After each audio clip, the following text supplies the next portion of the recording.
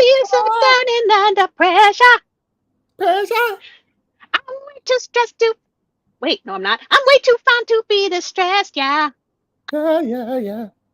I'm not I was or used to be. Be Bitch, bitch, I might be better. I'm sorry. I'm really into Lizzo today. She's really rocking it out for me. better. Turning up Nobody the is music. me. Yeah, Nobody she just is wants. me. Lizzo's gonna sing a theme song in the future. All right. Oh, off the screen. Hello, ladies and gentlemen, and welcome to Nobody Ask with Maria. Hello. That's my mom. And me. That is That's not my my son. mom. It's my son. Oh, hey.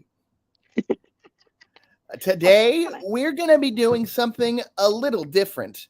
Not that there's really a norm for the show. Today, we'll be doing positive affirmations of various individuals. One actually pretty cool, many kind of not a so good, Not but so good. maybe good. It's gonna be a challenge. It's gonna be a Yes, challenge. some of them will be really bad. Some of them will be like, whoa, I don't know, maybe not so good, probably no. Yeah, it's just going to be a little exercise. We've been very negative. We've been really getting down and dirty in our feelings, and we're just trying Exactly. to lift people up and show that there's just a little bit of good in everybody. So without, well, most people. Let's hope. So mom, without Yes. further ado, would you like to introduce our first individual for the day? Sure. I would like to introduce I'm only Ja. kidding. That was a joke, a little bit of a ha ha LOL from your boy Colin. I have an advertisement for us today, and Okay. it's it's abnormal. Usually I'll do an ad read at this point in the show, but today our advertiser actually sent in a video. Oh, unexpected. I know. So I'm just going to go ahead and pop that up, and everyone just let me know if they can. Can you see this? I can. It says, "Let me be frank." Yep, and I'll just delete that. There you go.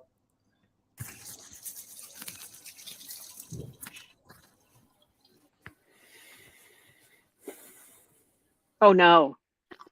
Oh, I know what you want. Oh, sure, they may have tried to separate us, but what we have is too strong. It's too powerful. I mean, after no. all, we shared everything, you and I. I told you my deepest, darkest secrets. I showed you exactly what people are capable of. I shocked you with my honesty, but mostly I challenged you and made you think. And you trusted me, even though Yuck. you shouldn't. Correct. So we're not done, no matter what anyone says. And besides, I know what you want. You want me back. Of No, course, some believed everything and had just been waiting with bated breath to hear me confess it all. They're just dying to have me declare that everything said is true and that I got what I deserved. Wouldn't that be easy if it was all so simple? Only you and I both know it's never that simple, not in politics and not in life. But you wouldn't believe the worst without evidence, would you? You wouldn't rush to judgments without facts, would you? Did you? No, not you. You're smarter than that. Man, I just want to punch him in the Anyway, all this face. presumption made for such an unsatisfying ending, and to think it could have been such a memorable send-off. I mean, if you and I have learned nothing else these past years, it's that in life and art, nothing should be off the table. We weren't afraid, not of what we said, and not of what we did, and we're still not afraid. sexual assault should be off the table. Because I can promise you this. If I didn't pay the price for the things we both know I did do, I'm certainly not going to pay the price for the things I didn't do. Well, of course, they're going Goodness to gracious. be disrespectful, not playing by the rules. like I ever played by anyone's rules before. I never did. What a piece of shit. Dude, I couldn't, when that video came out, I could not believe it. That he had I think it was like a year, maybe 2 years after the allegations. I think it's probably a year. It was when the season of House of Cards was coming out where he was no longer in it. And it was just, he had so much time to think about how to respond to the allegations or whatever. And That's what he did? he was like, what if I made a YouTube video where I was acting like one of my most deplorable characters that I ever acted as, where I am not so subtly just shitting on the allegations against me, but also aligning myself with my most shitty character? And it's like, Yeah. interesting reaction. The level of tone deafness is astounding. Yeah, gross. I mean, didn't one of the people who made an allegation against him recently die? And There were 3 of the people that made allegations against him have died, but there's 18 allegations. So it's a little come see, come saw there. But I mean, just so much sketchiness around this person. oh, Now, he wasn't really the topic of positive affirmations. no. No. But he fits because he's awful. And that's kind of the point, mostly. I do want to say hi to everybody. Hi, Barbie. Hi, Sophie. Hi, Diamond Girl. Hi, Ashley. And I am not fraught anymore. I think I needed to get through my fraughtness so that I could figure out what I needed to do next. And I think I'm on a good path. Colin might still be fraught. Who knows? Who said I was ever fraught? You're right. That wasn't the word you used. I made a whole game show. We're all You good. did. That game show was sick. I loved it. We could do it again at some point. We should. All right. I can't do it this Saturday. I have a birthday to attend. Oh, do you know what? It's my birthday tomorrow. Is it your, I'm 25, 46th? 47th? No, you're close. There you go. 47. 47. Oh, yeah. You were 21 when you had me, so 22 would, so, but Almost you were 22. about Yeah, to yeah. turn, you were about to turn 22. Yeah. All right. Correct, Cool. correct. I do not have a child, and I'm 25, so I'm behind. Yep. Oh well. Okay. Should we jump into the topic now? Yeah. You're so chill today. See if we can liven Colin up. That is Jeez. very rude, Recovery Talk with Sophie. Okay. One, for you to allege that she's in the millions of years old is just not nice. But then to then multiply it by 2.9 repeating is just like, wow. And Really, to what say she's about to turn 3 million. Like, yeah, sheesh. exactly. 3 million. Really, she's saying I'm 29. But You said that so loud your mic cut out. oh shit. Yeah. Turn my mic volume down. 29. No, don't turn your mic volume down.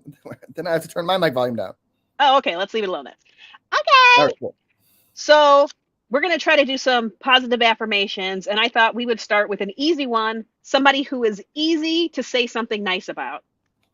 And that would be, you got the picture? Did you text it to me? Yeah. Did you not get it? Did I send Nope, it to didn't get somebody it. else? Since I sent I think that since I this is a sent you- problem with the fact that I switched carriers, is that sometimes things are Oh. not coming to my phone. Okay. So, but I can Should pull up a photo of Jon Stewart. Yes, it's Jon Stewart. We're going to do Jon Stewart first. He's very easy. So he has, obviously, we know he's a comedian. He's an actor. He was on The Daily Show, all of that good stuff. And really, probably since 9/11, he has become a really big first responder advocate and a military veterans advocate. That is where he's decided to focus his energy, which I think is really cool. He's got opinions about everything. He cares about a lot of stuff, but it's really hard to spread yourself too thin it's hard to make a difference if you're trying to solve all of the world's problems at once. So he's focused on this. And I know, like in 2019, he won a New York City bronze medallion for his tireless advocacy in getting a permanent authorization for the September 11th Victims Compensation Fund. And he's been in the news a lot lately because of the PACT Act, which is about toxic burn pits. So in June, the Senate had passed a bill, 84-14. So, overwhelming majority of people, that was, to address these toxins and the effect on veterans because of the burn pits. But it had to go back to the House, and then they added a little minor amendment. And suddenly, then the Senate no longer wants any. The Senate Republicans want nothing to do with it. They say, "Oh, you've done some financial trickery by changing, mandatory discretionary spending into mandatory spending for things that aren't actually going to help veterans." And Jon Stewart's like, "That's a bullshit." And he went on a straight up crusade campaign, shit talking in politicians' faces, saying, you guys don't care. You only care about sticking it to the libs. You don't care about veterans. I can take all the shit in the world. I do not care. I care about these people. You're a bunch of liars. And of course, shortly after that, they pass the bill again in the Senate, 86-11 this time. And what they were able to do was the Democrats agreed to allow the Republicans to hold a vote on an amendment to the bill. So that was all it was. We just want to hold a vote on an amendment. And they're like, fine, we'll hold a vote on the amendments that a couple of the Republicans put forward on the bill. They held it, and they all got they were all voted no, but the votes were held. And so that bill passed. And I think it has a lot to do with Jon Stewart. Well, I mean, you've given me a very easy task in coming up with positive things to say about someone like Jon Stewart. I mean, he doesn't want it. And also, we've had some negative experiences in the past with media personalities becoming president. But God, would I vote for Jon Stewart for president? And wouldn't it be nice to have our second of all time president that doesn't want to be president? And the first time we did it, it went pretty well. It did. A lot of It was people old like George that. Washington. George W. Washington. Yeah, no, I think that Jon Stewart is a leader, and he's sacrificed a lot to be the person that he is. He had a very good position to move on and to extend his career after The Daily Show. The Daily Show won a ton of awards, and Yep. he could have continued a comedy career and become, even more ingrained on the Mount Rushmore of comedy than he already was. And then he chose to use his influence to fight for people that really needed to be fought for. I mean, legendary man, legendary guy. Legendary. I saw him live doing stand-up on 2021 on the 20th anniversary of 9/11. They had a comedy benefit, and he was hilarious and also made, I think, some very interesting political points that were not necessarily what the room was primed to agree with. And I thought that was kind of cool and bold. And also he dealt with how incredibly drunk Dave Chappelle was with great grace. So all around, big fan of that Jon Stewart. Okay.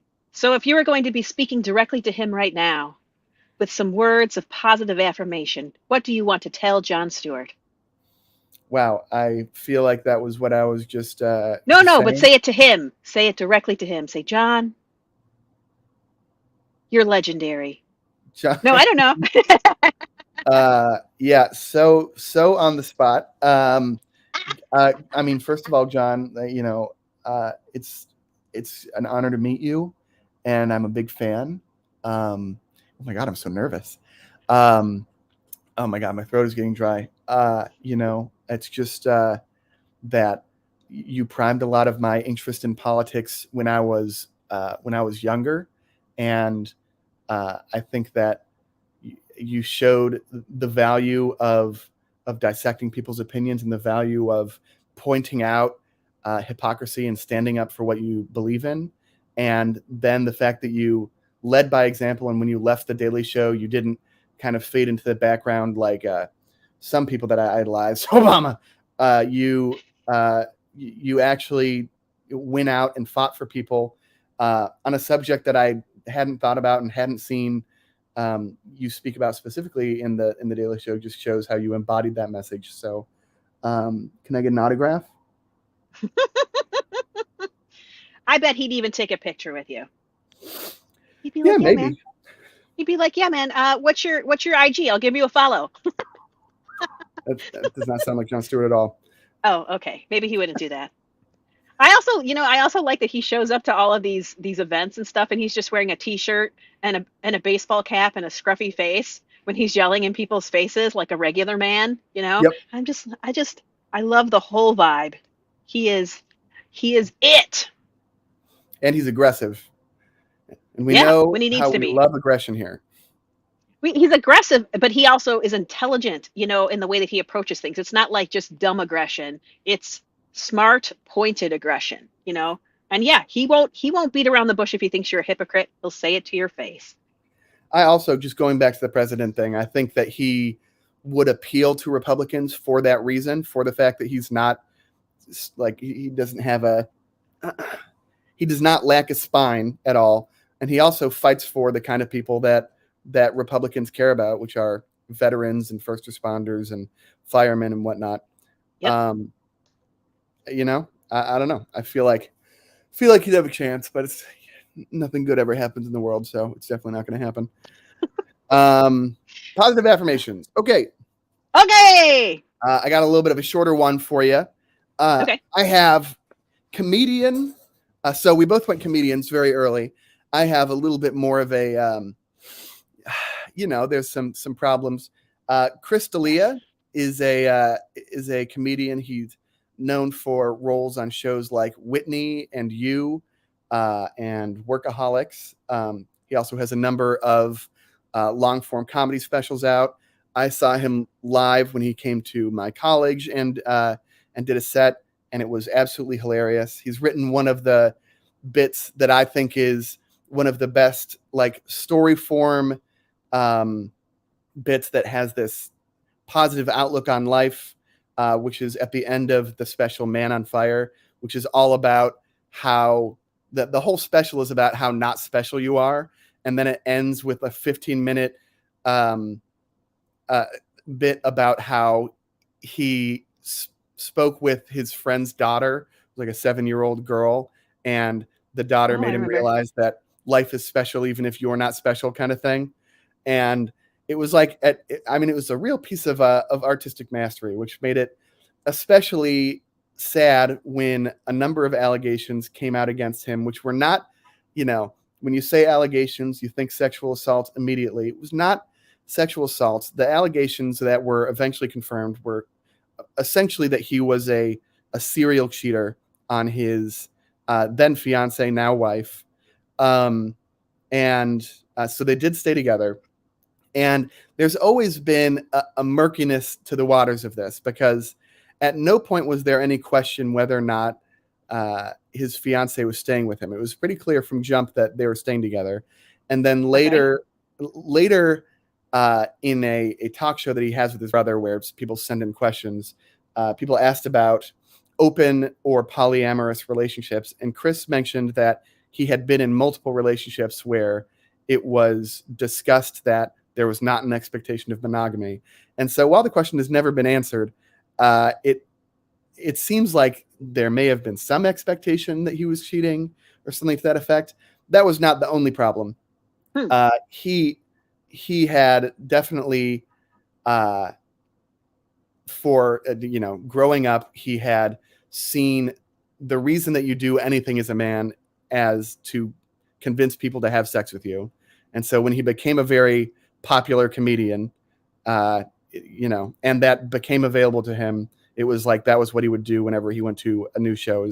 He would figure out who's going to the show and slide into their DMs, and usually he would find a sexual partner wherever he went. And where it became even murkier than being a serial cheater was that there were several cases in which these girls were 18, 19, 20. There were some cases where girls DM'd him and he would respond, "Are you 18?" And they would say, "No, I'm 17." And he would end communication, but then come back the next year when they were 18 and then start messaging them, which is a little bit groomy, a little bit sus, maybe. Little sus. Dude was I like mean, 40. if he didn't maintain that conversation, then I'm going to give him a pass on that. You know, It's like it clearly matters that they're legal to him, but It clearly also, matters that they're legal. He's definitely much older. There's a creepiness to the whole thing. There, it was not illegal. It was, in fact, there are some people who Dane Cook's 5-year anniversary was just go. Yeah, that it's so on this line, but yeah, it was definitely a little bit suspect how everything went on. There were some famous individuals who came out and said essentially that they had had a sexual relationship in this same context as Crystalia did, and uh, and they did say that he was overwhelming about the like. It needs to be very clear that you are 18. So it does not. It seems like he was worried about something coming out about him having sex with a minor. But in the end, he yeah. was definitely a sex addict. He's gone to rehab for it, but who knows where he is now. But these allegations did come out, and there were all of these text messages and him just, you know, going out and philandering like a rock star, I guess, but like an 80s rock star when it was fine. Now it's 2020. You know, it's hard for me without his wife. If his wife didn't view it as cheating, is it fair for us to view it as cheating? Like they're still together. If It's she's never come so out and thrown a fit about it, then should we be throwing a fit about it? So what she did say is that she was hurt by what she had seen in the allegations or something like that. So yeah, it was not super clear. He also dated another comedian who, after all this came out, talked about him cheating on her. So that definitely cheating has happened in his life. I feel like Okay. that's a no. And I think that he told a story about a relationship that like started open and then closed, and he cheated after that, and then another relationship that started closed and then opened, and how bad that was. And so it just seems like there was a lot. I mean, as you would expect with having relationships and then also having a very active sex life, seems like it was messy, but Yeah. Yeah, I he's don't. certainly paid the Yeah. price. He was well. I guess I can't say certainly. He has paid a price. I mean, he was really run out of Comedy Town for a little while there. He had fully shot a movie called Really? like Dawn of the Dead or something. It was like some zombie action thriller or whatever. And he that it had been fully shot. These allegations came out, and they reshot all of his scenes with a new actor and like CGI'd the new actor in, which is just nutso. Wow. Yeah, Oh, I mean that's an aggressive stance for he's cheating, oh yeah, I right? mean he was fired by his agent. Well, it's cheating and having sex with people that are like half as old as you. And not being so talented that we treat it like a joke, like Leonardo DiCaprio. So that's the thing, is that if you're super talented, you can get away with these things, but Yeah. he's not quite that level of celebrity. And It I it mean, it is creepy. And he it is is definitely a sex addict. So right. It is interesting because if you do find value in somebody's work and what they put out there, do is there like a natural tendency to find reasons to cut him some slack? So we're saying he's a sex addict. That's a condition. Let's cut him some slack for that. He's getting treatment. Or, hey, they were all over 18, so let's cut him some slack. Or, if this was a poly relationship or an open relationship, it doesn't sound like it's poly. It sounds like it would be more open. Uh, why are we getting so mad about it? It's really easy to try to find reasons to, shrug it off. I don't think this is the worst thing I've ever heard by any stretch. The idea Oh no. that, the idea that he got CGI'd out of a movie seems extreme. But it could have just been timing, right? Sometimes there's moments in time where the culture feels pretty strongly about things, and other times where they don't. Yeah, it's a complex scenario. Ashley Nicole brings up Trisha Paytas, which is to call her intense is certainly certainly one way of putting it. Yeah, I used to watch some of Frenemies, and yeah, an interesting interesting cat, that Trisha Paytas, but it does seem like a lot of people jumped on the train. And certainly, if you look at podcasts before the allegations came out, it was like a joke among comedians that whenever Chris went to a show, there would be girls that had showed up there, like looking to hook up with Chris. So it was an interesting scenario. Yeah. So should I give him a positive affirmation? Yeah. Chris, you started from the bottom and now you're here. Holy fuck! Is that a reference to his comedy? Yeah. That's the only thing I remember that he did. That's, holy shit! Holy shit, Mom! Good call out. That's I didn't expect that at all. You're not the worst. You should take I appreciate that you try to take girls' age into consideration. Uh, so you're not the worst. But obviously, you could do better. It does seem like he's trying to do better. Yeah.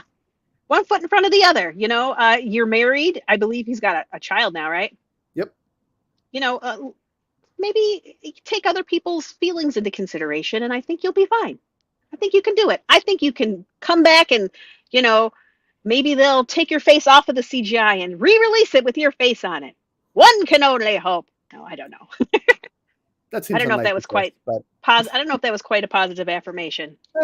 I am proud of you for taking responsibility and going ahead and getting some help, and attempting to repair things and look at yourself through a different lens. Yes. All right.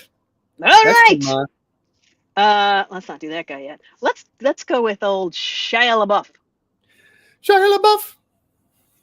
Oh, I forgot about that Shia LaBeouf song. That was a pretty good one. Good song. Okay, yeah, obviously he's an actor. He's a performance artist, filmmaker. He's currently married to Mia Goth, and they have a baby. That seems to be like on the down low, but it is in fact the case. Who is that? She's an actress. Like you would know her face, but wouldn't know her name. She definitely does a lot of artsy, interesting movies. She has no eyebrows. I don't know how I would explain who she is, but she's pretty cool. So he's had all kinds of. Chris Lee is hot. He is. Colin, has a slight resemblance there when your hair's longer, eh? Started from the bottom, now we're here. Started from the bottom, now we're here. He did. Yeah, he does so many bits about. He improvised so many bits about Drake, and they got super popular. Oh, I'm crying. I'm crying so hard. I can't find my Rolex. Okay. So Shia LaBeouf has had, he's like an endless stream of nonsense, really. He's had several accusations of plagiarism. He says he gets so involved in the work that he just feels like copyright gets in the way of what he's trying to create. He just will take entire monologues from other people and make them like they're his own and stuff. He does this stuff multiple times. He's been arrested a couple of times for alcohol-related shenanigans. One time in 2017 in Georgia, he was caught on a body cam while intoxicated, and he was shouting racial slurs at the police officers, full tilt nonsense, and he blames alcohol for a lot of his behaviors, and he has gotten treatment, but it feels like he's gotten treatment many times. Sometimes, alcoholism is not one that's necessarily easy to just get it right the first time.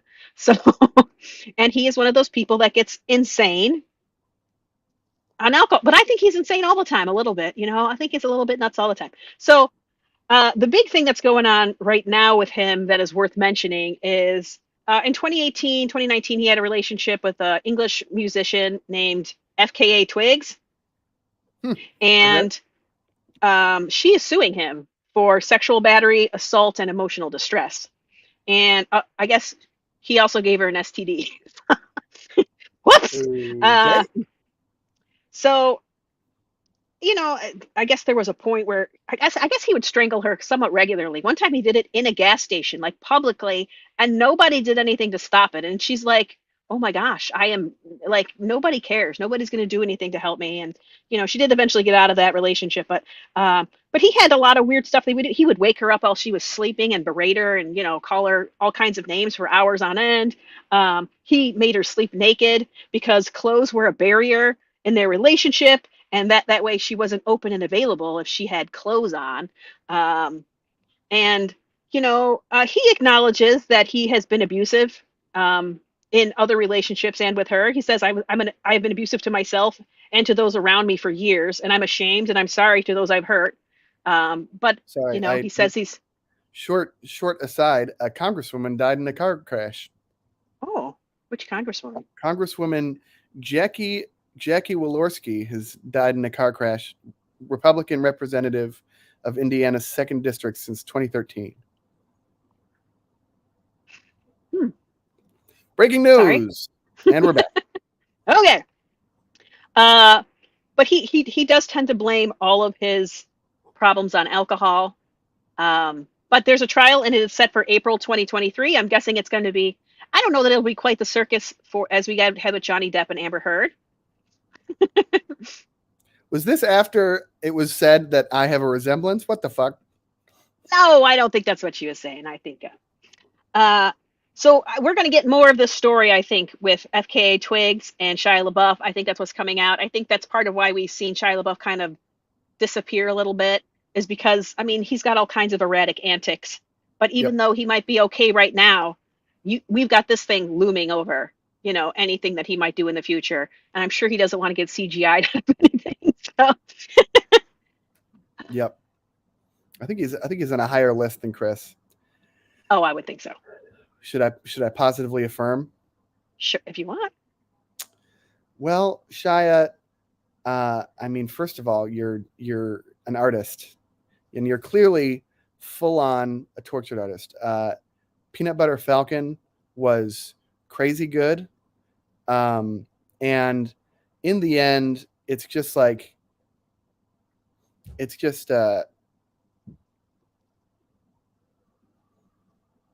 it must have been a very difficult life to grow up with the sort of spotlight on you that you had, and then to be turned into a meme in the way that you were as young as you were for your acting, but also to have the mind of an artist. And you've dealt with that in multiple ways, some of them good, some of them you've really come out as an artist and you've been experimental. Some of them you may have overreacted, but I hope that you're learning and growing. And also that FKA Twig stuff, sure hope that there's more to the story than I've heard. I think the more to the story is just going to get worse and worse, unfortunately. I hope that there's more in the other way. I do too. Again, it's another one of those cases where you want to believe better, but I think everything we've ever seen about Shia, even he's undoubtedly an excellent actor and an artist. He's something special, but he grew up in chaos. His dad was a heroin user, and his whole life was just a hot mess. And I think when you grow up in chaos feels like home. And if you're not experiencing chaos, then you become the chaos, because what else does love look like to you? Like, you love your dad who just weirdly pointed a gun at you because he's having a Vietnam flashback. But this is what love looks like sometimes. And so I think he's one of those people that's going to need some intensive therapy to be a better person. Yep. And he has a child now, so he needs to do better. You know what that reminds me of is I forget her name, but the blonde girl from iCarly. Oh yeah, I forgot her name too. Have you seen the title of her book? No. Okay, one sec.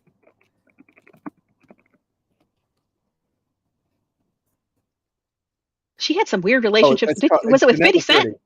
Yeah. Jeanette McCurdy. The title of the book is "I'm Glad My Mom Died," Oh, and it is. I listened to an interview by her about about the book. I mean, she's brutal about it. It's pretty sick. It's like it's kind of awesome.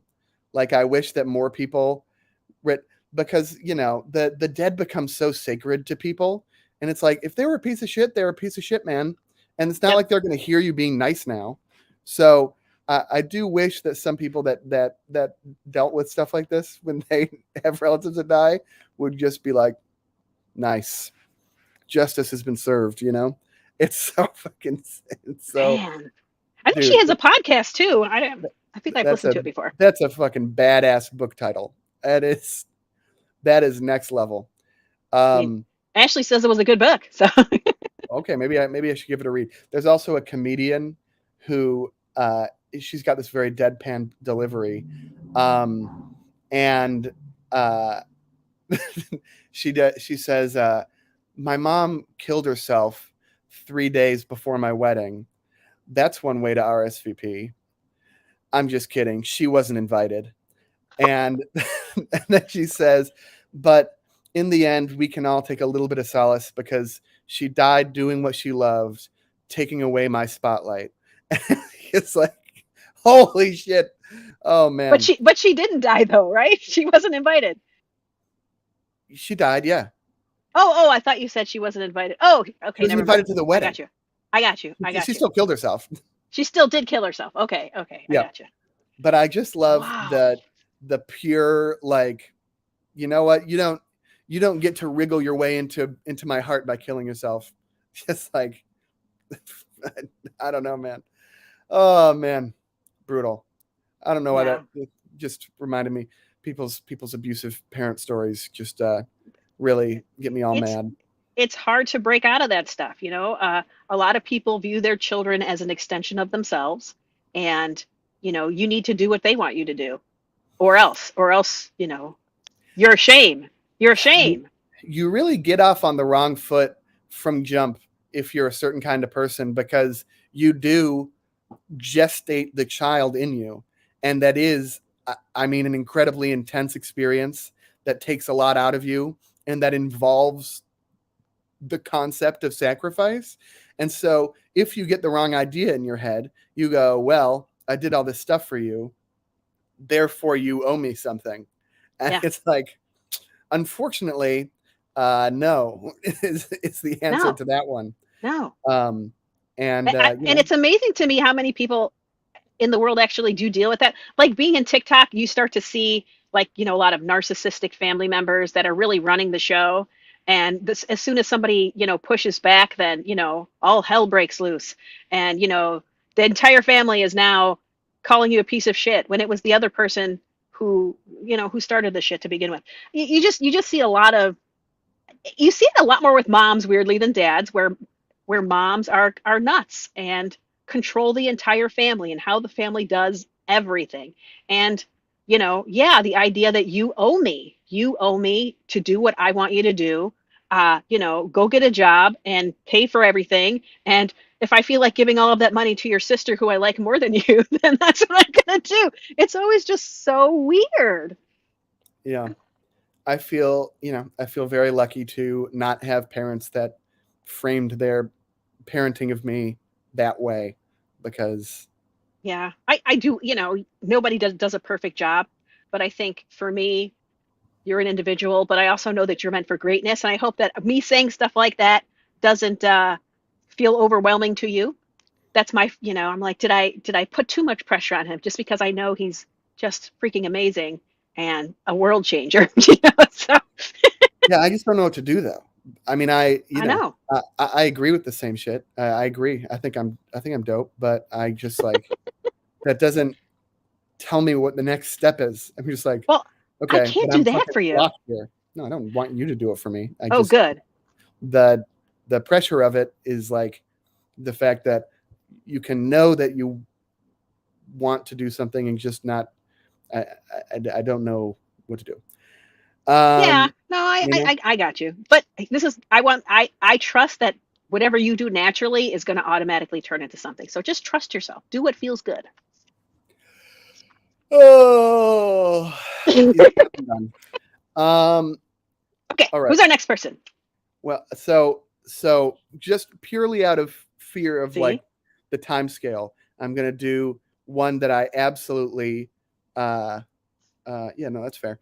Um I, I've got to do one that I'm just so excited to do, and which I know will take probably at least 10 minutes. But I want to Okay. tell you about someone who is the least celebrity of anyone that we've chosen, Okay. but still a pretty big Oh, celebrity in certain circles. And okay. this is Dr. And don't forget to say Dr.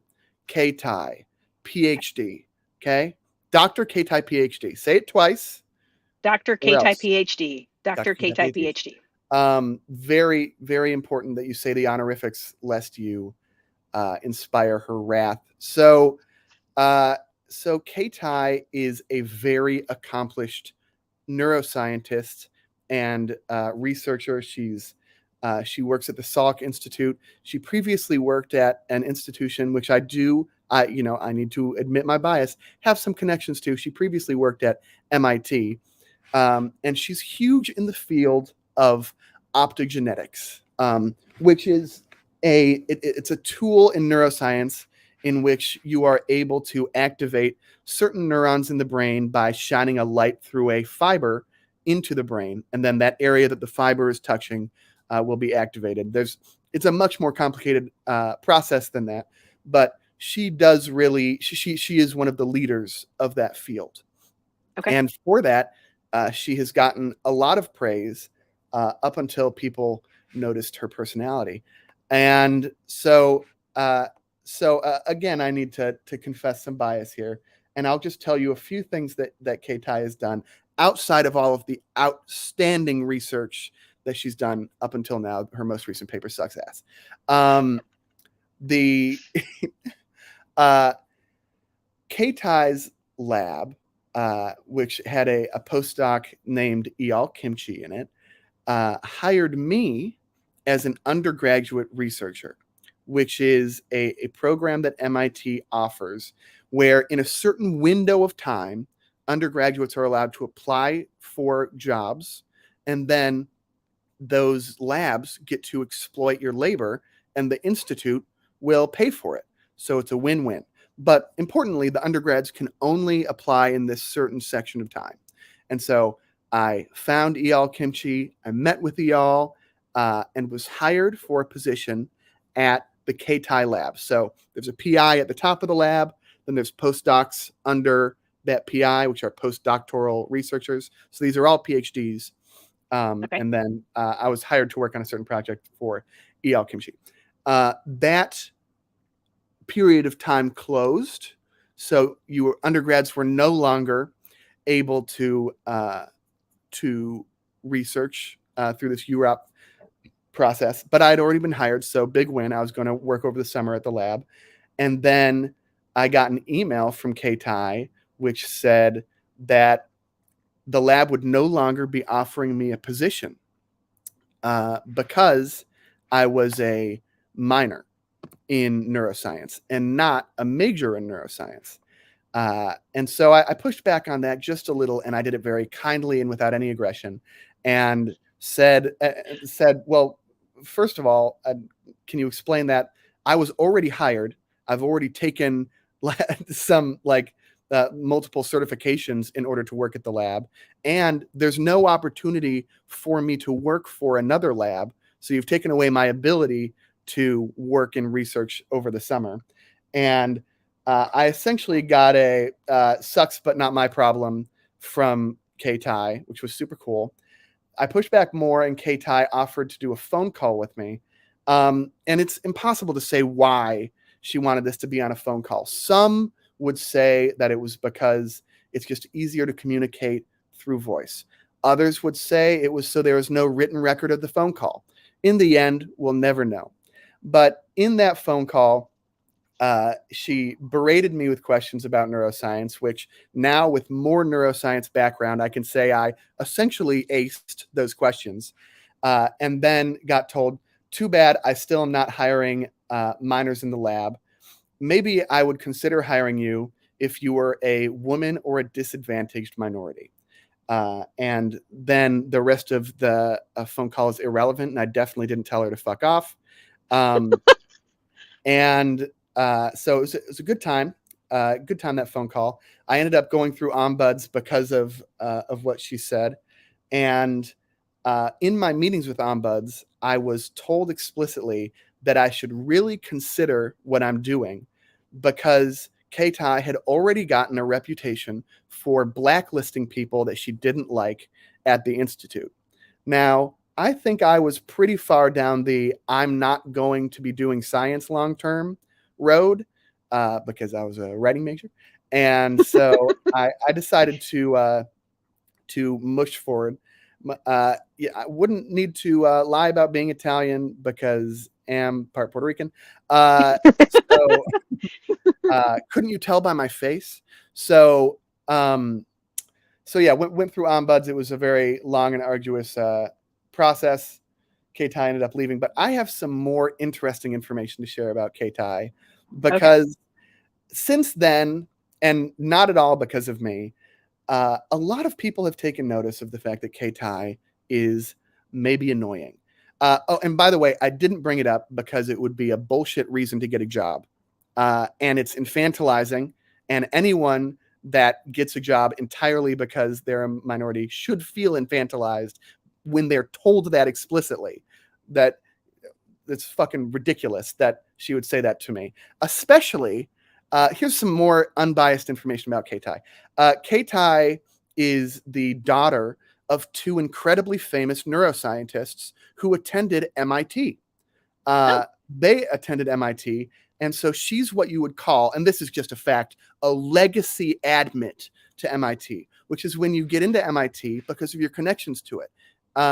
Which is very funny, because she put herself in the position of being like, well, I overcame all of this stuff, when she's like descended from science royalty.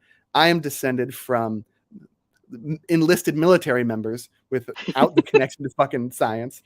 She certainly got her PI position after grad school because she understood how to manipulate the system. She got into MIT on knowing how to manipulate the system. She benefits from the system, which she decries with her, like, oh man, I would hire you if you were disadvantaged.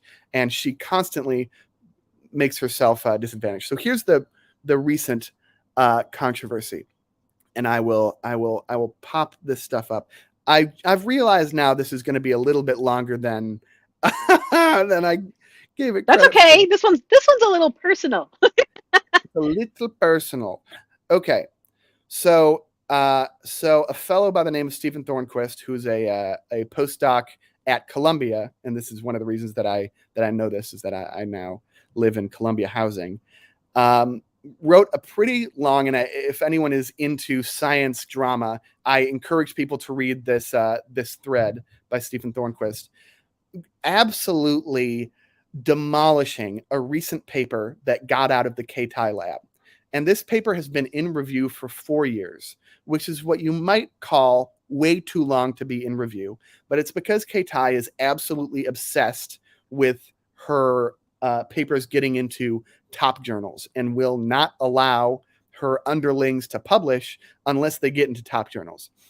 In the case of this, there was a lot of very shoddy science that went into this, and if you read this, it's absolutely spectacular how Stephen destroys this paper. It really brings a lot of joy to someone that might have a bias against Keitai. And so, Are you saying that you might have a bias against Keitai? no. So, so did all this, and it's just spectacular. Keitai had a bunch of responses on Twitter to it. Again, if you just want some good drama, I encourage you to get onto science Twitter, because these people go after each other. And and they're smart, so they know how to co-opt different movements for their own initiatives. So, just for someone with any neuroscience background, I will say that there were very legitimate attacks of this paper in this thread. K-Tai responds, when selecting your targets for hostile commentary, I hope you select diverse individuals to attack and not just PIs that are women of color. When I was alerted to this thread, I had already blocked this account, so it seems that you've targeted me before. Don't be a bully, says K-Tai. Don't be a bully, says K-Tai. Don't be a bully, says K-Tai. So I thought that was a pretty interesting response. One, don't mention anything that is in the thread. Don't mention any of the critiques. Just say, you know what? I bet you're critiquing me because I'm a woman of color, which I thought was very funny. And so I'll just read this response by him. Anyone can look at my profile and see that the vast majority of the papers I tweet about are written by white men: David Anderson, Scott Sternson, Carl Deiseroth, Mark Schnitzer, Rob Malenka. And this is not like a selected pool of people that he's critiqued. I went back through he does critique mostly white men. And so even the attack that she made had no research basis. And I think that might have some connection to the fact that she's not good at research. She's just there as a legacy. So I thought that was all very funny. And that controversy has a lot of people in the science world talking. One, because it's pretty transparent what K-Tai was doing there, which is just attempt to disavow any critique as racist, which is absolutely hilarious, since she explicitly told me that she would not hire me because I am a white man. I think it's pretty funny. Also, saying not to bully to somebody that's just critiquing a paper when she is known widely for blacklisting people that disagree with her. I have no doubt that this is going to have a negative effect on the postdoc Stephen Thornquist, because he's now on her radar.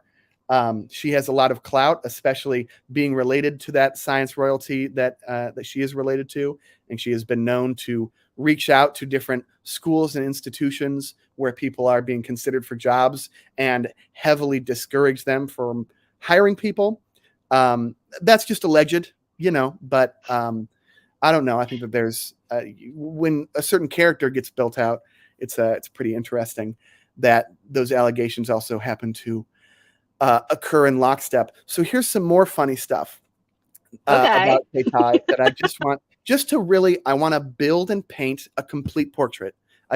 Because I do have a bias. So I don't want to be too selective. So let me just post some more stuff that's interesting and that I have no thoughts about. Okay. No thoughts. Okay. Another tab. So here's a fellow named Neuropunk. So there's recently. So now I want to talk about stuff that happened recently. K-Tai does often find herself embroiled in controversy, but so there was a conference on optogenetics, which once again K-Tai is one of the leaders in optogenetics, that happened recently, and it is 2022. Okay, I'm not saying that everyone needs to be ultra conservative about COVID, but what happened was a bunch of people got COVID at this conference. MBD, it happens, right? And a tweet went out that was essentially, if you attended this conference, do you have COVID? Do you not have COVID? Is the jury still out? And it was about 50-50. I do have COVID. I don't have COVID on that response form. The response form was not saying, and we should fire the leadership of this, and they didn't do enough, etc. Just saying, did you get COVID? K-Tai responded, for the record, this conference was very COVID vigilant and provided everyone with masks and COVID tests for free upon arrival, 2 exclamation points. Not the organizers' fault that there was buffet food served by kitchen staff not wearing masks. Okay. Are you shading kitchen staff? Little tone deaf, and she has deleted this tweet now. I don't, who knows why, but little tone deaf, just a little tiny bit tone deaf to critique kitchen staff. But you know what makes it just slightly more tone deaf? Is this photo at the conference of K-Tai playing maskless beer pong at the conference. Oh, Now that might make it seem a little more tone deaf to blame the food service workers, wouldn't it? I mean, you, somebody who's concerned about the disadvantaged, saying that the reason that this happened was the food staff, while playing beer pong, not the most sanitary thing ever, without definitely not. masks on.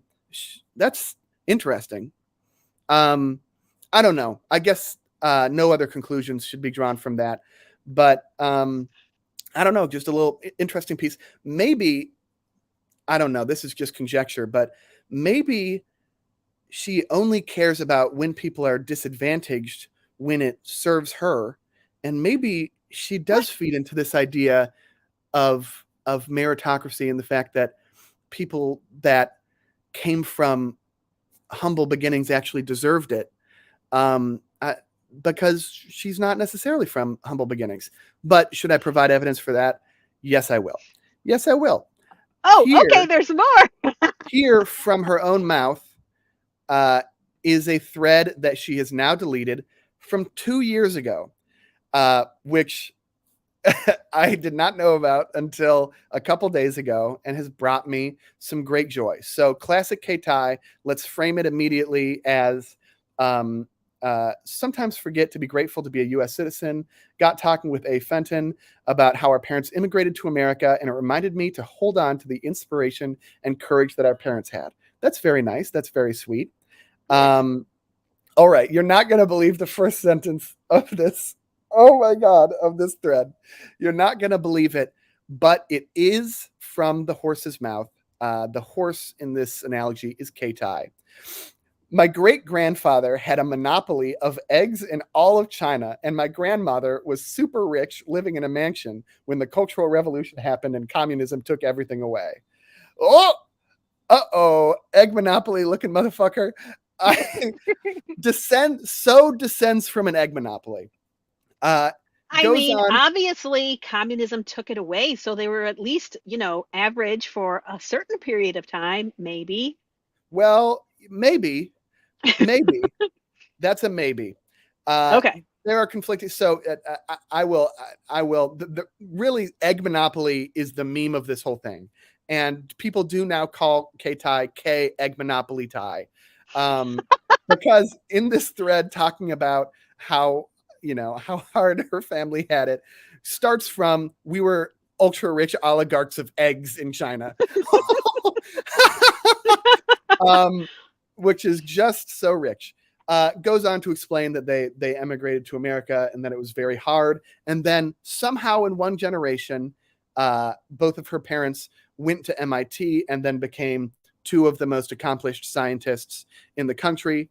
And I do wonder if you're told essentially that your family had great stock, right? Why would you not just start from them emigrating to America with nothing, right? Why do you start with we're descended from the ultra rich?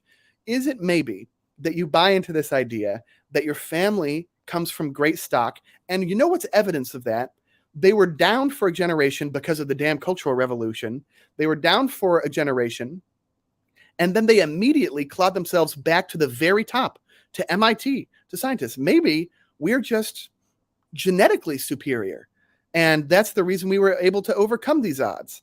And maybe the affluence of our family, maybe that is what we do deserve. And capitalism does 100% work.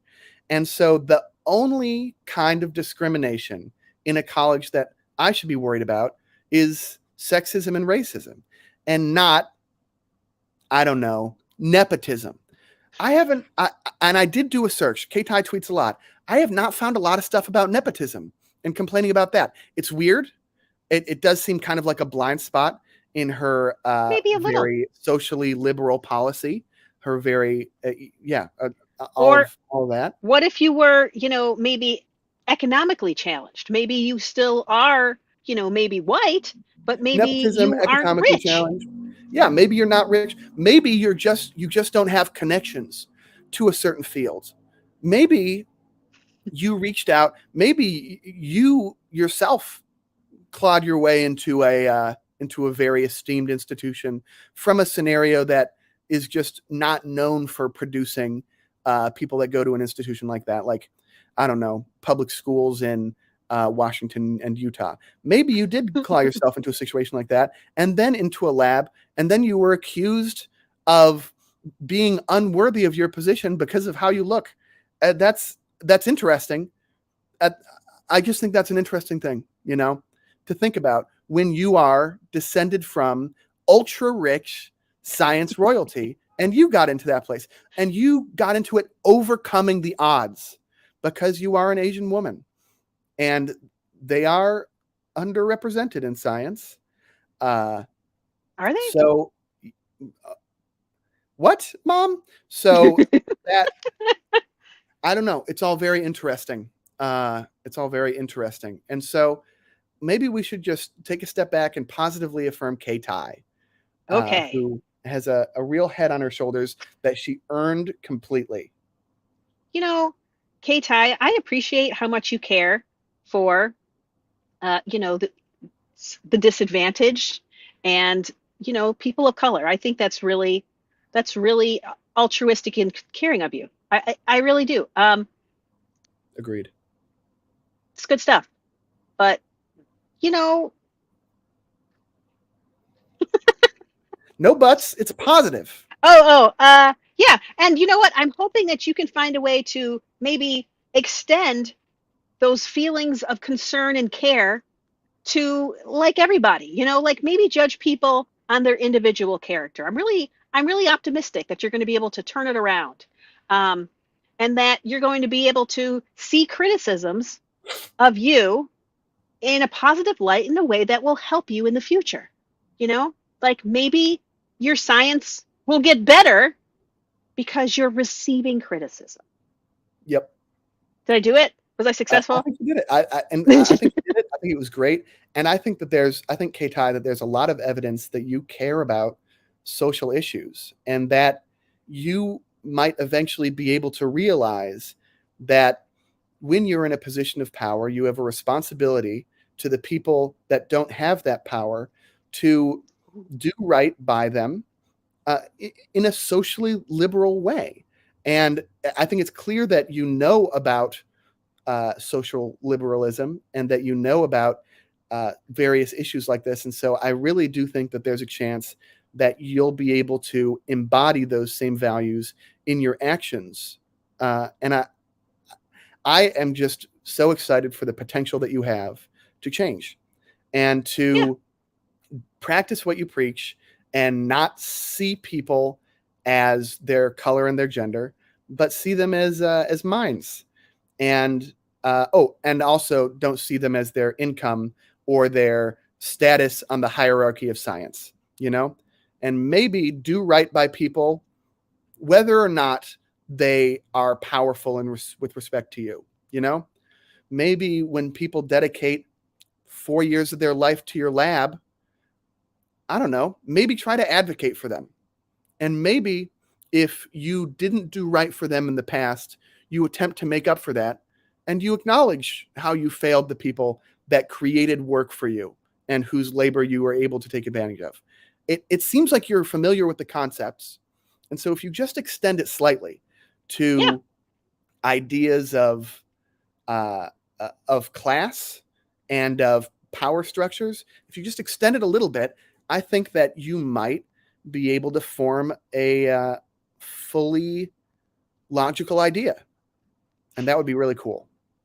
It would. And receive criticism. Just, receive it. Yeah. It's okay. And if somebody has, a name like Stephen, maybe, just maybe, they're not critiquing you because you're an Asian woman. Try and figure that out first before accusing them, because you might be diminishing the power of the very movements that you are co-opting. And so, correct. We got away from the positive affirmation. I mean, I think you're pretty close though. Like give respect to the movement by not using it where it doesn't belong. Yes. Yeah. Some movements might actually just be for good and not be for you to move up in the world. But here's the thing, and hurt people hurt people. If you're descended from science royalty, I bet you that's what you learned. And so I might be expecting too much. In my family, I learned about empathy, and I learned about seeing people not just as the value that they present to you. And that might just not have been something that's available to you. Just like in my family, I didn't know how labs worked and how you need to protect your interests from cunty PIs. Yeah, I wouldn't have known how to teach that one to you. And it wouldn't have been fair for me to expect it, All right, well, we're already over an hour. Should we just do one more? Or how many more do you have? I have two more, but I'm not wildly passionate about either. So let's do one. Uno más. Okay. Did mine take 30 minutes? Maybe it was a full 30. Maybe. Man, I have choices. I'm gonna go with Matt Gaetz. Let's go. He is a representative for Florida, in the U.S. House of Representatives. And previously, he was also in the Florida House, where he had some controversial things to say in support of the Stand Your Ground law after the killing of Trayvon Martin. So he, right off the bat, had some stuff to say. Man, look at that dumb face. Yeah, he looks kind of like Homelander. Oh, wow. Like, maybe on that day. I feel like a lot of times he looks more like a thumb in a wig, but yeah, I mean, he's definitely a less attractive Homelander, but yeah, he's like an evil Peter Brady. I don't know. Let's see. Well, okay, so there's that. But in 2020, the Department of Justice started investigating him for sexual relationships with a 17-year-old girl, and for sex trafficking, possibly that girl. And so, kind of what was going on is there's this other dude named Greenberg, and it seems like Greenberg would get girls, right? And Gaetz would maybe Venmo Greenberg, and then Greenberg would then Venmo the girls and say like tuition, right? So it was like a weird prostitution situation that was going on. And Mark Gaetz would, they'd go to the Bahamas, they'd go different places, and so it was going across state lines, all different kinds of lines. And it wasn't just once, it was multiple people, multiple times, young women, obviously 17-year-old to get your attention. I think 17 is the youngest that I've seen in this, but that was kind of what was going on. So he also was the victim of a $25 million extortion scheme. Yeah. So basically, it was real weird. It's a real weird scheme where it's like there's lawyers and there's I don't know if it was a journalist or a military member who disappeared in Iran, and their family is trying to get somebody to go find them, and they're trying to extort money out of Gaetz and saying, if you can go get this person from Iran back, or if you can go find out what happened to them, then we'll get Biden to give you a pardon. It was a whole bunch of really weird and confusing nonsense. Where he was being extorted, and whatever. It was just weird, confusing nonsense. But I think that really did happen to him. And then also he started showing naked pictures of women that he has slept with on the House floor, and this obviously gets people, ruffles their feathers. Like, what are you doing, bro? Look at this hot chick. Look at this hot chick I did. Like, what he would do. Yeah, he asked Trump for a blanket pardon, just for whatever might come up. Can I just get like a blanket pardon? But Trump's advisor said that just feels like a dangerous precedent. So yeah, man, you can't do that. But he's very involved with Trump. He's very much one of those people that shouts things like, the election is stolen. January 6th was Antifa, like he spouts all of the lies. He refers to Trump as the boss or the big guy. That's who he takes his marching orders from. There's some secret recorded conversations with him and Roger Stone where they're discussing pardons and for Roger Stone. And I mean, he is in it up to his eyeballs in the garbage, right? So he's obviously an ultra conservative. Um, and he's only recently gotten married. So it wasn't like he was cheating on anybody. He just had a bevy of young girls that he paid for that A were bevy. probably being trafficked. Oh, he had made some weird comment about having a 12-year-old Cuban boy. Well, I guess he was 19. He has this 19-year-old Cuban boy that's been living with him since the boy was 12, and people are like, "What? What are you saying? That sounds very strange. What are you Oh, talking about?" And he's like, "Whoa, whoa, whoa. It was my ex-girlfriend's brother. And, I love this dude. I love him. And, okay. I've helped basically raise him." But he said it like in the weirdest way possible. And also, he does all of this other weird shit. So it's really hard to not look at it and go, uh, what are you, who is this 12-year-old Cuban boy? Yes, we're talking about Mark Gates, Patricia Long. Uh, so recently, interestingly, he's gotten into a kerfuffle with she's an abortion rights activist on TikTok. Yep. And he said about her, no one wants to impregnate, and, this abortion rights activist, if you look like a thumb. That's one of the things he said about. He said a whole bunch of things about her, but that was one of the things he said. Um, and so she was able to turn all of the stuff that he said into a massive fundraising campaign. Everything he said, she would repost about it and raise money just by pointing out what a jackhole this dude was. And she's over like $2.5 million that she has raised for abortion rights activism. And he has also said, Kyle Rittenhouse, if you want an internship, just reach out and call me. So just he's just hitting ding, ding, ding, just everything he could possibly hit. Yep. Yeah. So that's Matt Gates. He's a good dude. Well, Matt. Well, okay, Matt. If I can take you at your word here, I think it's very cool that you were able to establish a paternal relationship with your ex-girlfriend's brother in a way that's probably not creepy, and I hope I mean I think that's cool. Sometimes things are fine. I think you're a real innovator in the field of politics. I think that you think on your feet, and those things you think are thoughts for sure. And in the end, if I would always want to be in a room with you when I was in a room where the worst person was going to be killed. And so that doesn't seem positive. Matt, you are sometimes a movement needs a figurehead, or it Yes. needs something that embodies the enemy, right?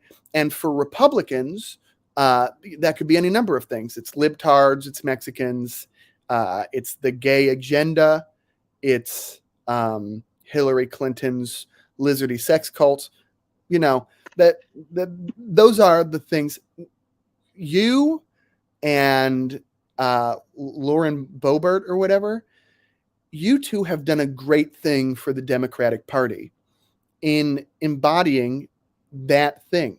And I worry that the Democratic Party would be scrambling more and would be even more like, what do we do? Oh, I don't know.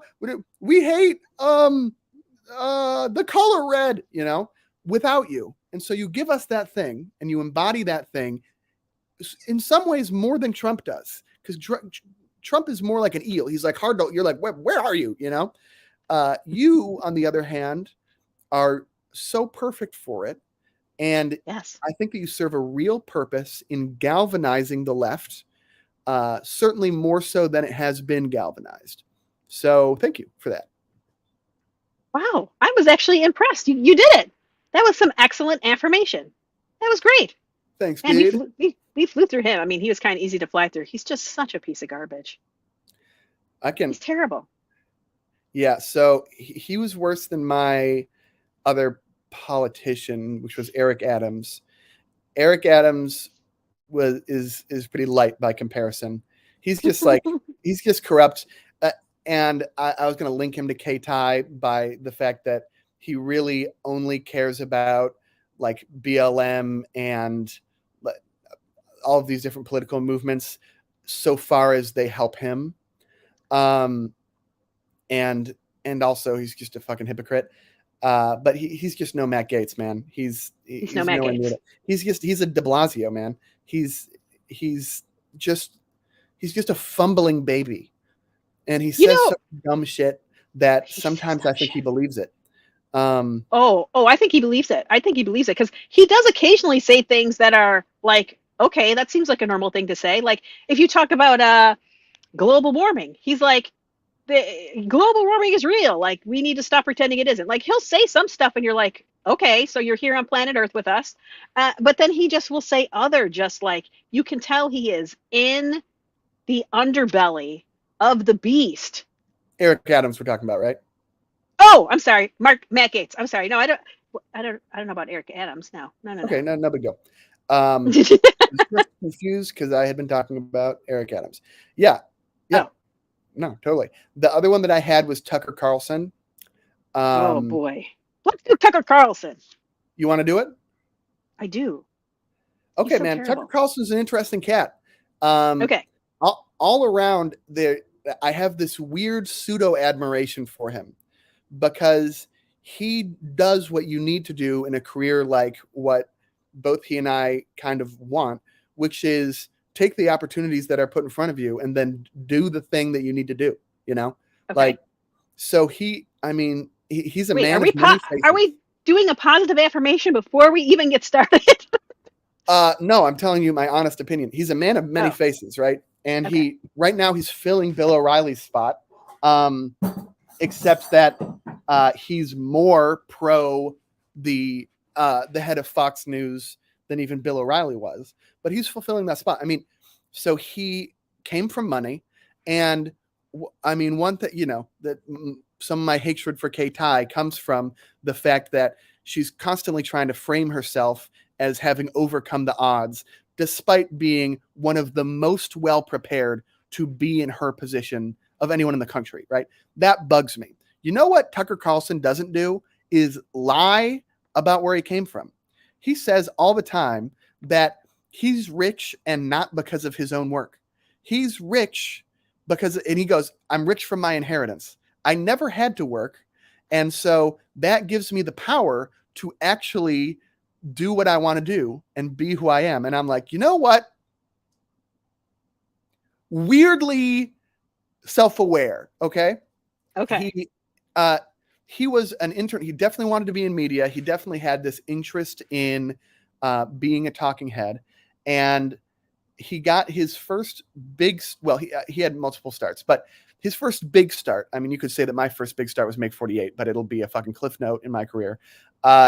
He got his first big start on Crossfire on CNN. Do you remember the show? No, I didn't. I've never been into those types of shows. So okay, it's kind of an interesting, you know, it framed in a very 2022 way. The nation is divided, so we're going to have a real conversation between a Republican and a Democrat. And this was Chris Tucker built his career on Republican that can be on liberal networks, which is just crazy considering where he is right now. So he started on Crossfire, which was a little bit of a disingenuous performance art thing where a Republican and a Democrat would scream talking points at each other and not actually argue. Whatever. Jon Stewart, ironically, came on Crossfire and basically ended the show. Like, the show was very popular. Jon Stewart got on and dismantled it on the show. It became super... like it was the talk of the town how Jon Stewart dismantled Crossfire, and the ratings plummeted on the show, and it was canceled within 6 months. It's one of the craziest things ever. So Tucker Carlson definitely has a long vendetta against Jon Stewart. He then went to, say it with me, Mom, Fox MSNBC. News? Oh, so set you up. Yes, you did.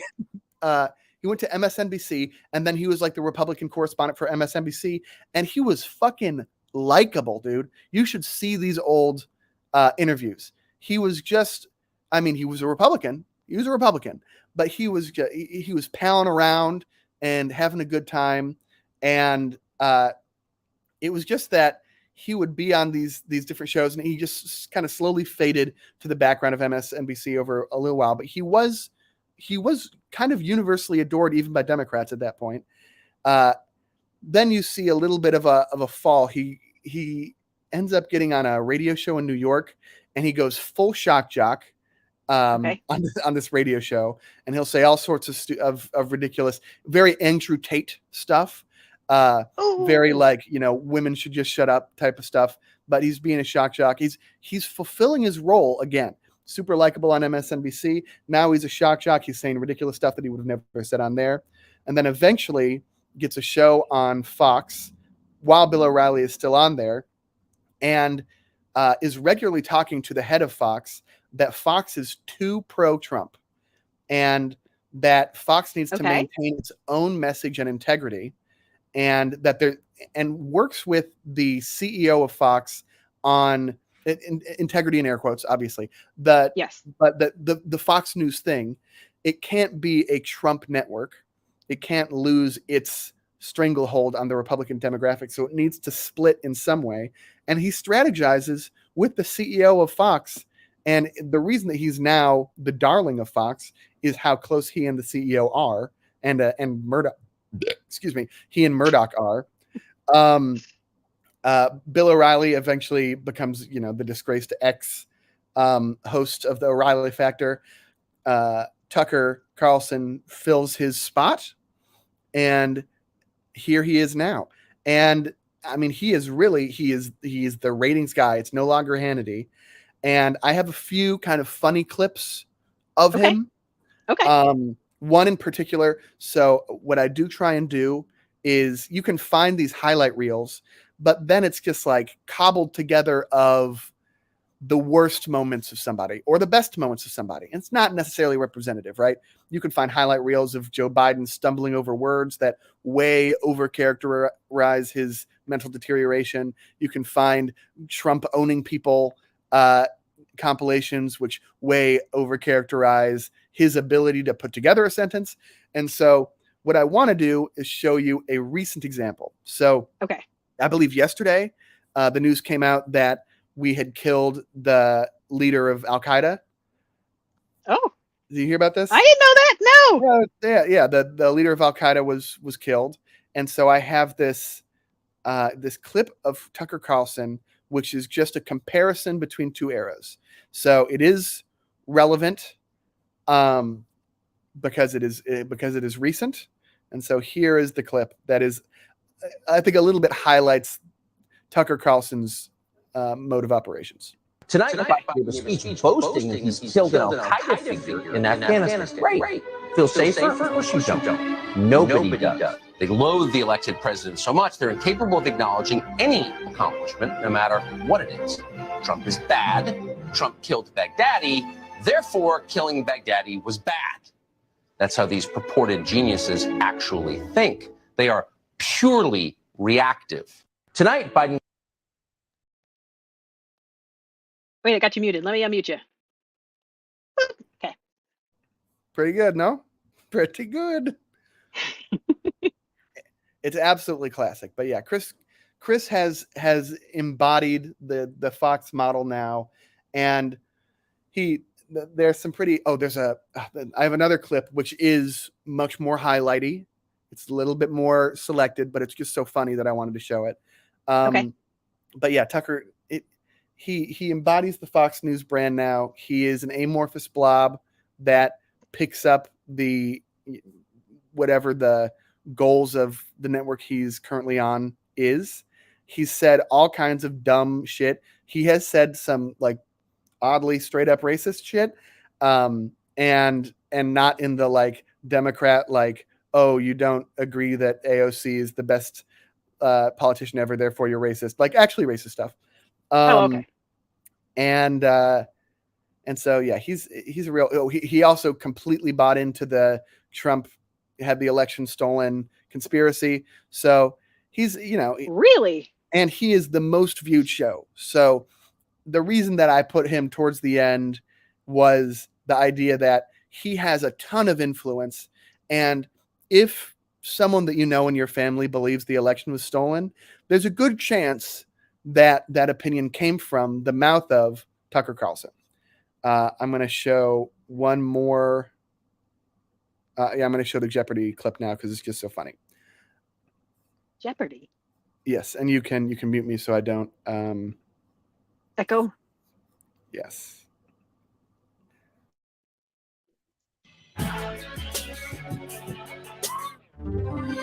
We have a moral obligation to admit the world's poor, they tell us, even if it makes our own country poorer and dirtier. What is hate speech? All cultures are equal, except they're not all equal. What is a white supremacist?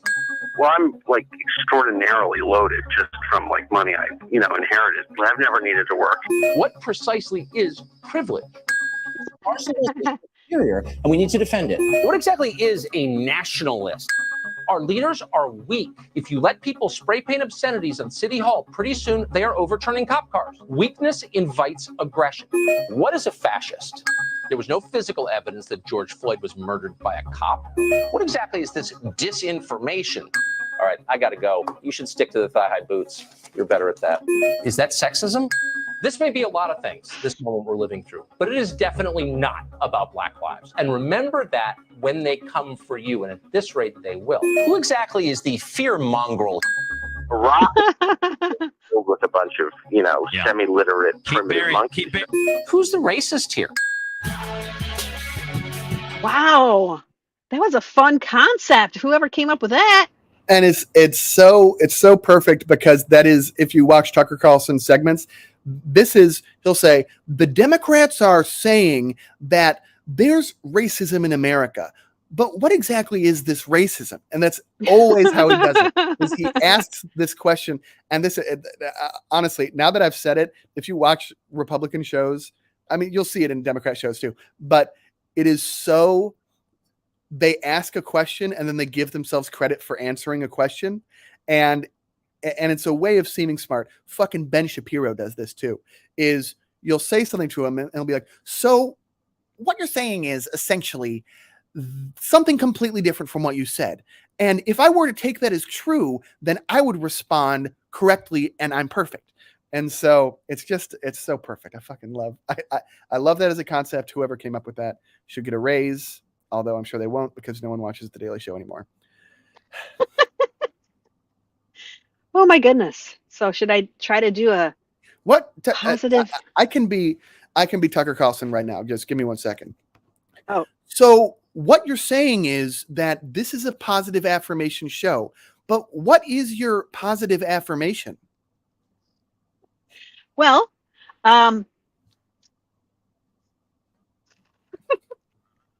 you seem to have the ability to really influence people. People really hang on your every word. And, I imagine that you would feel a lot of responsibility for those people and how they would receive that information and what they would do with that information. So, you got to feel sort of proud of yourself and that you have that kind of power and influence. And that I'm sure that you always use it for good.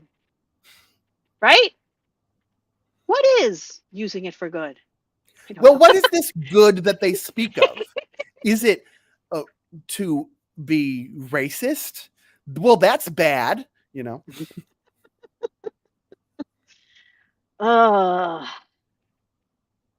Man, there's so many terrible people. And I have two more. I don't want to do them, but I did, Andrew Tate, I have him. And you said it's just interesting how many overlapping concepts are happening in the world and the amount of influence that that concept has, Yep. What makes somebody weak or strong or worthy of aggression? I feel like he said that in one of those clips, weakness is inviting aggression. It's what? That's some Andrew Tate shit right there. I don't know, man. These people are bonkadoos. And I just wish that they cared a little bit more. I mean, we should all be Jon Stewart. We should all care like Jon Stewart cares. Just pick a lane and do as much as you can do, because there's just so much shit going on in the world, and the idea of contributing more to that shit should fucking matter to people. Like, don't fucking suck. Don't suck. Dude. Hey, what's up? I gotta tell you something real quick. This is a personal story. I gotta tell you something going on. Yep. Okay. Movie's coming So- up. Hi, baby. Buongiorno. Hey. Come here. Okay. So, we're building a house, and there's like this big dumpster on the building site. And we go over there earlier in the week, maybe last week, and there was a bunch of furniture that somebody was trying to get rid of, and they left it. I mean, they didn't. Some of it they put in the dumpster. Some of it they put in the dumpster, but some of it wouldn't fit in the dumpster. So it's just kind of strewn all around the dumpster, and it's completely in our way. And it's like, so interestingly, in Mississippi, if you just put it on the street, they will pick it up. So you don't have to. Oh my gosh, you're being very cute. Yeah, you don't have to, arrange for somewhere. They will just pick it up. It's just one of those cool things that they do down here. So the idea that they put it in my construction dumpster and then didn't even really put it in there, it's just laying all over the place, is very annoying. So your dad went and got a what do you call it, like a game camera, that if you were a hunter, you would be watching to see if the deer are walking by. He got a game camera and he put it there, and it's got cell service on it, so it sends pictures to us regularly, right? Yep. So we just wanted to see who's fucking doing shit, right? Who's dumping their junk there. And what we see this truck pull up and take some of the metal that is on site that the actual bricklayers needed to use. It's like a $400 sheet of metal, this bent piece of metal that they needed. And we see a truck pull in and take it, and we watch it drive away. And we see the person, right? We see the person. Your dad is showing me the pictures in your dad's special way of telling a story, because he likes to build to a story, right? So he's showing me the pictures, and he shows me the truck. And do you know how hard I turned and looked out the fucking window? Because it's the fucking next door neighbor here at the campground. The fucking next door neighbor at the campground stole from our home site, right? So I pull out, we have a Nest camera underneath. I pull out a Nest camera, right? So we can now actively see what's going on next door.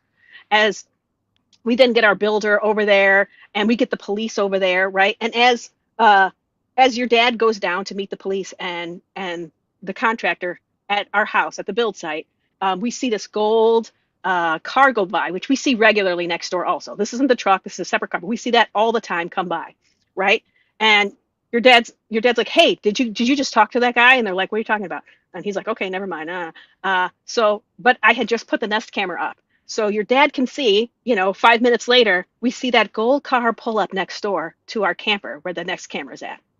And he sees him there, and then he sees him leave and come back down our street again. So your dad and the contractor then follow the gold car and find it on one of the other side streets further down the road. And the dude's over there hiding behind trees and shit and pretending to do stuff. And you can hear somebody with a torch or a grinder cutting up some metal. So this piece of metal, this $400 piece is gone. The police say, listen, if it's under $1,000, we're really not going to do anything about it. But so we know it's the fucking next door neighbor. He's got a tattoo, a specific tattoo. We took a picture of that today. So we know it's him. We have his license plate. So they told us his name, but also the campground told us his name too. So our contractor had to file charges against himself. Nice. And now there's a warrant for this guy that lives next to us at the campground for stealing shit from our home site that they probably don't know. They don't realize it's you? Yeah, they don't realize they just stole from their neighbor. So fucking stupid for it. That's, wow. And the manager at the campground knows what's going on, but it was like, hey, don't kick them out yet because we need to be able to get this warrant served. But your dad also doesn't want them to know that it's the neighbors, that's us, because we don't want anything to happen to. We live right next to them in a camper. You know what I mean? So yeah, crazy. You should see your dad pulling out videos. He's like, look at this. Look at this. You can't post this fucking podcast now.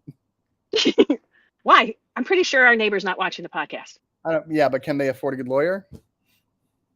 For what? For civil litigation? Oh no, it's not necessary. This is not again, it's $400. Actually, and there were two smaller pieces missing, but we didn't see him take that. Like we couldn't see that on the camera. I don't know if you could say, "Hey, logic says they took it." I don't know, but Oh, uh, well, because it's civil, it's preponderance of the evidence. So yeah, you probably could. This happens to graffiti art. There's a reason I know this. That this happens to graffiti artists because you don't need to be caught spray painting at every site that you are civilly liable for. For your criminal charges, you need to be caught. But yeah, for your civil charges, preponderance of the evidence says that if the art style and what it says is similar enough, it's most likely that it was also you that vandalized this other thing, and so you are yeah, civilly liable for it. So yeah, you probably could. yeah. This was one of those things that our contractor had to press charges in order for charges to happen. Like the police wouldn't do it on their own because of the value. So there is a legitimate criminal warrant being issued. Um, this guy apparently is, he's kind of known to be a general piece of shit. So, so he's not unknown to the police. Uh, it's just one of those weird situations. Like literally, there was one day where the camera saw something, and it's like 1 o'clock in the morning. Your dad's driving down to the. He just wants to go see. There was nothing there. But he was just all amped up for a couple days. But oh, it was just crazy, crazy. Okay, well, I mean, let's at least keep a recording of this for when things escalate, if they escalate. But great, But yeah, that's I really don't. poorly. What's the problem? Like literally, we have all the recordings of this dude. So If he's a piece of shit and he finds out that you guys helped press criminal charges against him, he could react. oh, I get what you're saying. But we don't own that work site until the house is done. It is our general contractor site still. Yeah, that doesn't affect how he's going to act. If he knows that it's you guys, I he understand will what you're saying. attempt. I'm not concerned about this podcast. It's just not. It's not big enough for me to find it to Okay, be I'm not worried concerning. about the pocket. Yeah, all right. Can I tell you a story? Yeah. Okay. Maybe I already told this story. I don't know. It just, it reminds me of tensions in a living space, right? That there's now this kind of weird, you see your neighbor and you're like, what the fuck is going on? Yeah, And I was yeah, ready to slash his tires. well, let me tell you a story. So, Okay. So I have a buzzer in my room so that people can say, hey, I'm here. And then I can open the door on the bottom Yeah. floor of my apartment building. I think this is normal. Very old system. The buzzer sound is so loud. It is crazy fucking loud. It's louder than most New York apartments. I've heard plenty of them. And it does give anyone on the bottom floor, which opens the front, there's two doors, one that's locked and one that you can just get into, gives anyone the power to ring us at any time of the day. And there's no way to turn it off, which kind of sucks. So more than once, it probably happens about once every 2 or 3 months, we will get a buzz at like 3 or 4 a.m., which means we wake up, you're startled out of sleep, does not feel good. I usually wear underwear to bed. It happened like twice in a week, and I got so mad, I started wearing clothes that I would be ready to jump out of bed and run downstairs in. So I did start doing this. It took a little while. They repaired our ability to talk down there. So Okay. for a while, I was just, I would wake up and I would say, I'm coming down there with a weapon. And if I see you, I'm going to fucking kill you. And then I would go down.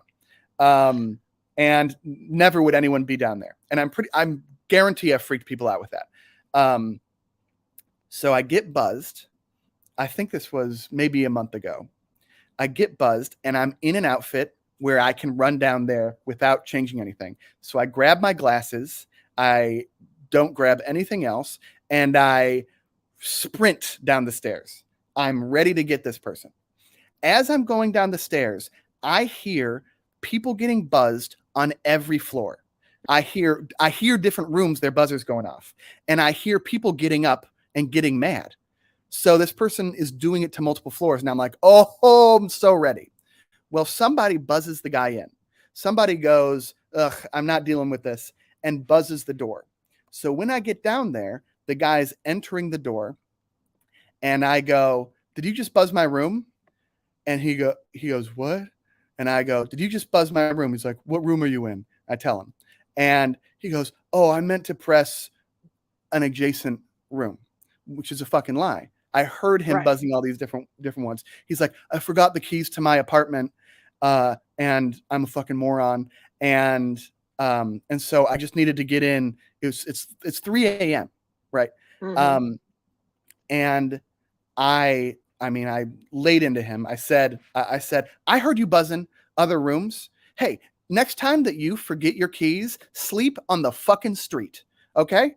Because it's not my problem that you lost your keys. You're freaking people out. You're waking people up, and you're freaking out everyone in the building. And you think that you get to just ruin people's nights of sleep because you fucked up?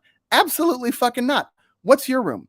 Okay, because I come home at 2 a.m. on certain nights, and certainly some weeknights. How about I buzz you and I just hold it down? Every time I come home late, I'm going to hold it down. And I'm go, you know what? I'm going to follow you to your room. Let's go to your room. Let's see Yeah, where it that's is. what I would have been like. I'd follow him to his room He left the building. And because he wasn't supposed to be there. no. He lives here. I've seen him. Oh, okay. He lives here. But I freaked out at him. I mean, I essentially said I was coming down there to physically wound someone. And so I laid into him, did not touch him. For the cops, didn't touch him. But I went to bed and I was like, man, I should have done more, that he was being a mental terrorist on all the people that live in this building, waking people up. So many people are mad. Definitely he buzzed some people that heard me yelling and were like, oh, thank God. And I was like, man, I should have done more. I should have figured something out. But you know what? I don't feel that way anymore. Do you know why? Because I saw him in the building and he saw me and he ran away. He saw me and was like, turned tail and was like, I'm going somewhere else. And I was like, abso-fucking-lutely you are. Absolutely you are. You And must so have been scary. And I would have, I was scary. I could turn it on. And, it was good that he ran away because I would have followed him to his room again. I will find out his room number and I will buzz it until he moves out. Whenever I get home late, I will ruin his fucking life. And it's the fact that I didn't get all these other people that have done it. So now that I've got him, I'm like, this is it. So you don't think it was him every single time doing it? No, I don't. Oh. There's one other scenario where a different guy who also lives in our apartment, I think I did tell you about this, but maybe not on the podcast. Someone knocked on our door at like 12:30, which is not normal. And I opened the door and he looks, friendly enough or whatever. And he goes, I locked myself out of my room. Oh. I'm on the 6th floor, like not this apartment, but one adjacent. Can I go up to my room through the fire escape? I do remember that. I'm like, it was such a weird ask that I turned to Ellie, is in the kitchen freaking out. And Ellie gave me the old figure out a way to say no without bugging him. And then I turned to him, and this was kind of dumb. I said, do you have like a Columbia ID? And I now know he lives in the building. He does live in the building. He looked at me and imagine the tension and then me being like a little freaked out, right? And then he smiles and reaches into his pocket to get his ID, but I think he's getting a weapon and I slammed the door in his face. I'm like, and he goes, whoa. And I go, you just freaked me the fuck out, man. And he's like, I'm sorry, man. I was like, you can't ask to use people's fire escape at 12:30. Go figure something out, And he's like, I'm sorry. And walked away. And he did live in the building. And he's just, the thing is that I live in grad student housing. And so people think that they're still in dorms. You're in an apartment building. People have kids in this apartment building. Everyone's adults, right? You don't live in a dorm. If someone came to my dorm room and asked that, do you know what I would have said? Yeah, come on in. What are you going to steal? Are you going to murder me? You look like a student, right? No. We live in an apartment building now where someone got stabbed to death outside of it. So No, you Yeah. can't come in. And I'm sorry you forgot your keys. You should not do that in the future. Sorry, bud. Like, I don't know what to tell you. Get a roommate or remember your keys. Yeah. Man, that's Ugh. weird, man. That's yeah. So now, can I ask now, whenever you see him, do you now run in the other direction? No. His actually one of his friends that lives in the apartment above us approached me and was like, "Hey, my friend like came to your door drunk and wanted to use your fire escape. I'm sorry, man. That was out of line." He said that you kind of reacted, and I was freaked out. He's like, no.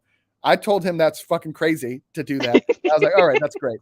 And me and that guy, we had a little handshake, dapped each other up and Yeah, went yeah. our You're separate like, ways. it's cool, bro. It's cool. Yeah, I've seen that guy. I think he might have moved out, but I've seen that guy since, and we've laughed about it. That's a different Okay. thing. Yeah. At 12:30 and 3 a.m. are different times. It's They are different 12:30. times. It was also 12:30 on a Saturday. Oh yeah. So that's a completely reasonable time to Getting buzzed at 3 comparatively. a.m. on a Tuesday versus a Saturday. Yeah, very different vibe. Yeah. So yeah. All right. Well, thank you, whoever's still watching. Yep. Yep. Thanks for keeping us company. And, maybe we'll do this again next week. It was fun. Shall we Absolutely. sing it out? For sure. Do, do, do, do, do. Boom, bum, dum, bum, bum, bum. Bum, ba, ba. Bum, bum, bum, dum, bum, bum, bum. Law and Order Special Victims Unit. The victims all have handicaps. Handicaps, is that an okay word? I don't even know. They are all handicapped.